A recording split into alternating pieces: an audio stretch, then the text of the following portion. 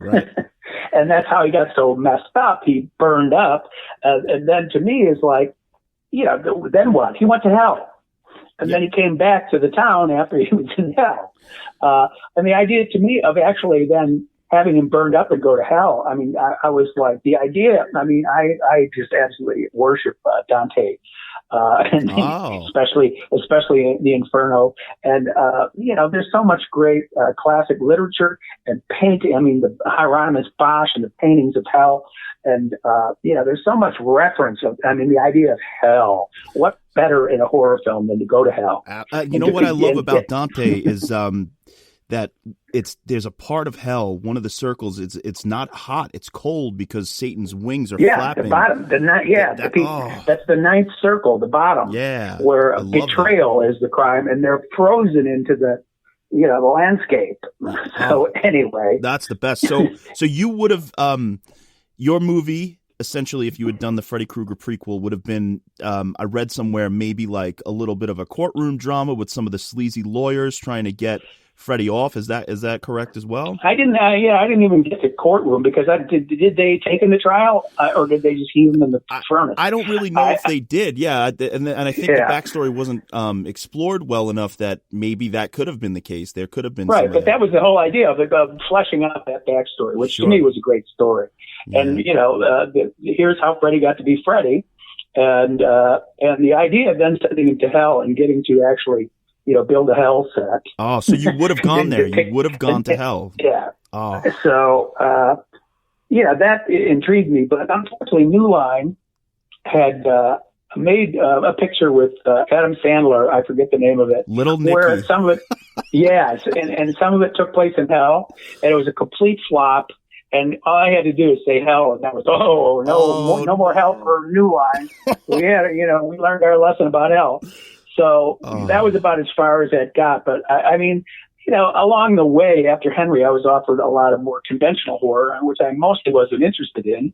And, some of the sequels, I mean, my agent said, well, Freddy number 3 or this one number 2 or not, blah, blah, blah. And I wasn't so much interested in that because there was you could, to me, you're never going to be as good as the original. And sure. I didn't like to put myself in that position. But to go to the prequel and have a story about a real character in the real world, I felt that was, and by then so much time passed, I felt that was a project I could do with honor. And it was an idea that I found very interesting. But like I say, the whole hell thing seemed to be the end of the story. But as so many projects, was not to be. So I want to discuss with you because you mentioned, we met at the last drive-in with Bob Briggs, and you had mentioned A Good Man Is Hard to Find is something that you're looking to make. In high school, so there was Roald Dahl in grammar school where I started to read for pleasure outside of school, and then when I got to high school and they assigned Flannery O'Connor, at first I was like, what's this? But then I read these stories and they are so incredible. Everything that rises must converge. The lame shall enter first. And I got this book, 3 by Flannery O'Connor. And it has 2 of her novels and a bunch of her shorts. A Good Man Is Hard to Find was not in that book. And I actually sought that out on my own and read it in a library, and it blew my mind. It's such a great story. It's probably my favorite of hers. So I think it's perhaps ranked as her greatest story. It's so by good. A lot of people. The first time I read it, you're reading along, you don't know you don't really see that ending. I didn't see that ending coming. Nope. And when it happened, my brain sort of had a whiteout. I couldn't remember it. Wow. It was so extreme and so shocking. I had to go back and read it. What happened? I just like a flare went off in my brain and whited everything out, burned it all out. Lightning struck and, erased my memory for a brief period. And I had to go back and read it a second time to confirm the actual events that she's describing. It's holy jeez. Man, that's a dark story. Absolutely. So now are you actively seeking funding? Do you have funding to make this? Well, what we do have, here's what we have. We have a screenplay. Mm-hmm. The producer, a guy named Ed Richardson out of Atlanta, who built a studio down there, obtained the rights got the rights from the estate. He's a Georgian and she was a Georgian, and it's not easy to get the rights to her stuff. The estate is very covetous, but he managed to make a deal to get the rights to that story. This story is only 17 pages long. Right. 17 pages does not a screenplay make. You're going to be thinking around 100, and I think the screenplay we have is about 106 pages.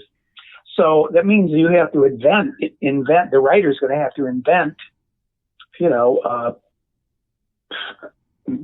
85 pages or so. Sure. And being that she's one of the greatest writers of short fiction, she only wrote 2 novels, I think, 2 or 3. Right. But mostly she's known for her short stories, and perhaps, Kurt Vonnegut said she was the greatest short story writer of the post-war era. So who's that good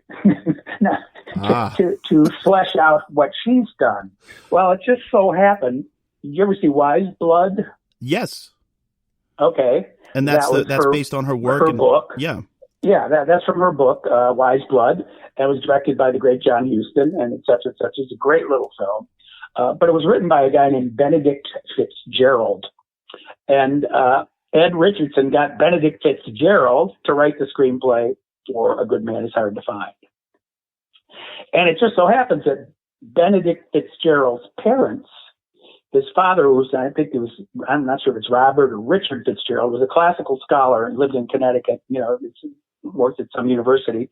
And when Flannery O'Connor got out of the writers program in Iowa, the Iowa's Writers Workshop, she was originally from Milledgeville, Georgia, but she went to the Iowa Writers Workshop and studied. And then somehow Robert Fitzgerald and his wife, mentored her, sponsored her, and she moved to Connecticut and lived in their house while she was establishing her career before she got ill. And Benedict Fitzgerald was their son, and when he was a little boy, she used to babysit him. Oh, wow.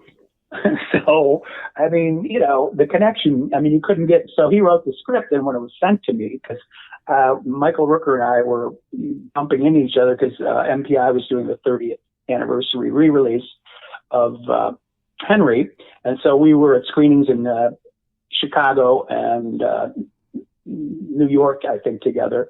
And he had been doing Walking Dead in Georgia, and he met Ed Richardson, the producer, somehow. And Ed Richardson, gave him the script, and Michael Rooker knew the story and responded to play the misfit. And then when we were hanging out at the Henry events, he asked me if I knew the story. I said, yeah. He says, well, I've got, I'm attached to play the misfit. Are you interested in directing? I said, absolutely.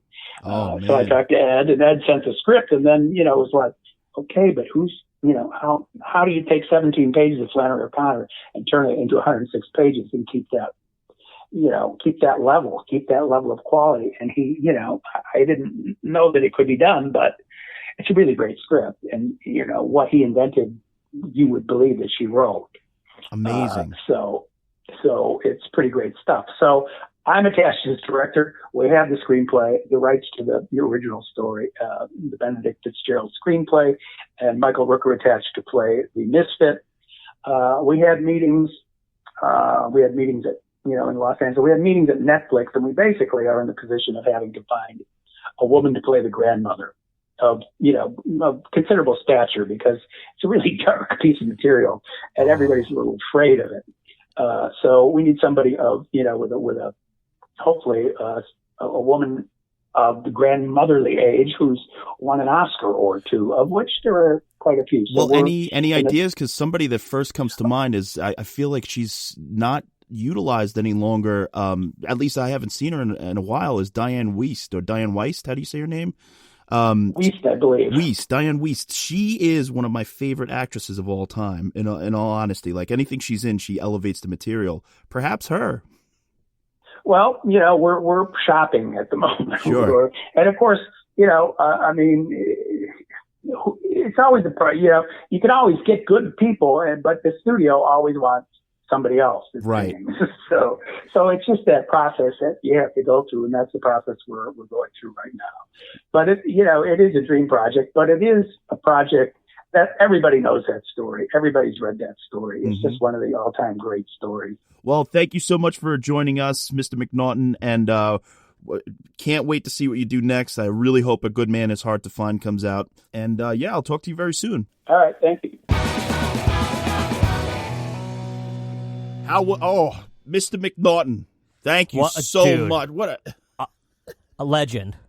A true legend. And I mean, look, I really want to see his movie A Good Man Is Hard to Find. Flannery O'Connor, as I said, she is one of my favorite writers, and for him to be doing that short story with Michael Rooker as the misfit, that Hollywood, if you don't pony up the goddamn money for this, but you'll pony up the money for Super Babies 2 or whatever, you just lost it. You gotta give him 10 mil. I mean, this man has proved himself, and so is Roker. Please, Hollywood, do me a favor. I don't want to have a heart attack before I'm 47. Wait, they're making Super Babies 2?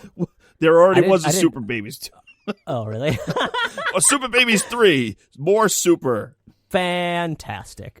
Thanks, Josh. So, yep. How about, last week I pitched you my idea for a Indiana Jones continuation. Let's hear what you got. Let's hear a pitch from you about Nightmare on Elm Street. So I'm going to go out there on a limb. A lot of people are going to be pissed at me for this, but I think, Robert Englund's getting older. He's probably only got, 1 or 2 movies left in him. He said he might do another one, I've heard.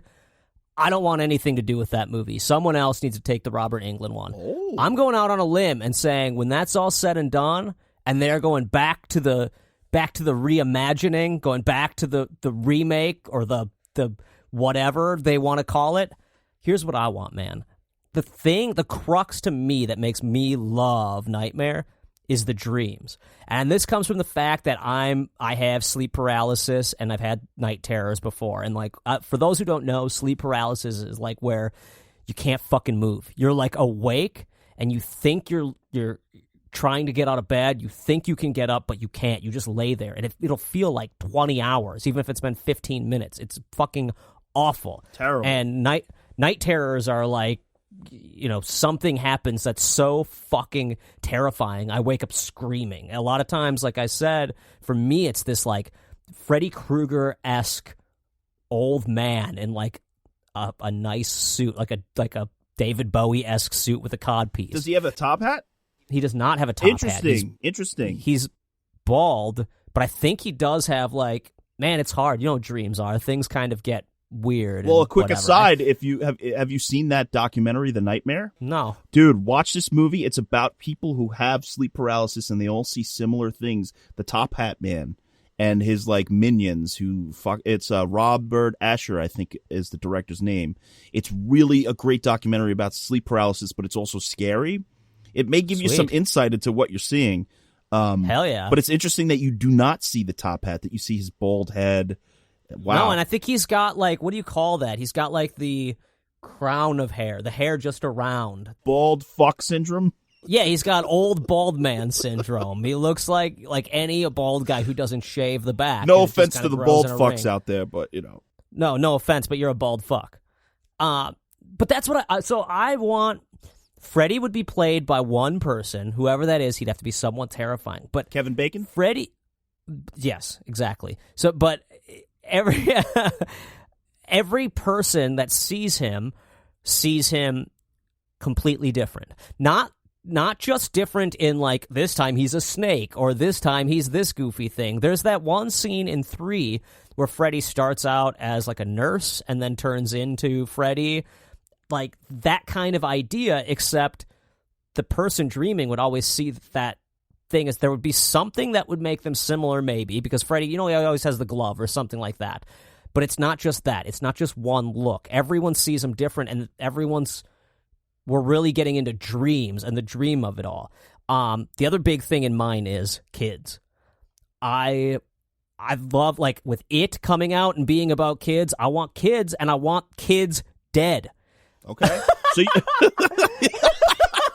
That's going to be the quote. That's going to be like on our promo materials. It's like Josh Stifter, I want kids dead, the Escalator Pitch podcast. That was so